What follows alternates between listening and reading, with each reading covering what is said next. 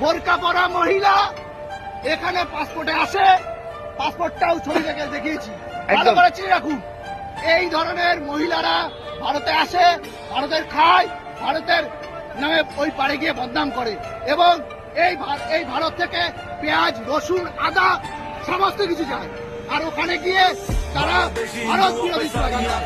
এখান থেকে তাদের বিরুদ্ধে একটা কথাই বলবো, যে সকল সনাতনীরা আজকে আন্তরিকভাবে ধন্যবাদ জানাই, যে সকল এমএলএরা এবং আমাদের বিরোধী দলের দলনেতা তিনি আসছেন, শুধুমাত্র একজন সনাতনী হিসাবে সকলের কাছে অনুরোধ করবো, আপনারা আসুন।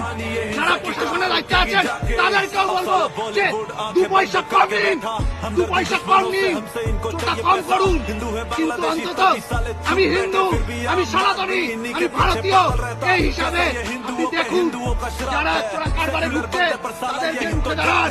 যদি না রুখে দাঁড়াতে পারি, বাংলাদেশে যে ঘটনা ঘটছে সেই ঘটনা আমাদের এখানেও ঘটবে।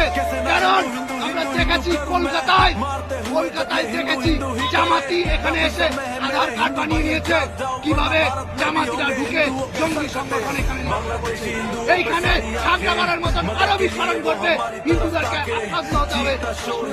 সেই কারণে বলবো সকল সনাতনী বাংলাদেশের যে ঘটনাটা ঘটছে তার জন্য সনাতনী হিসাবে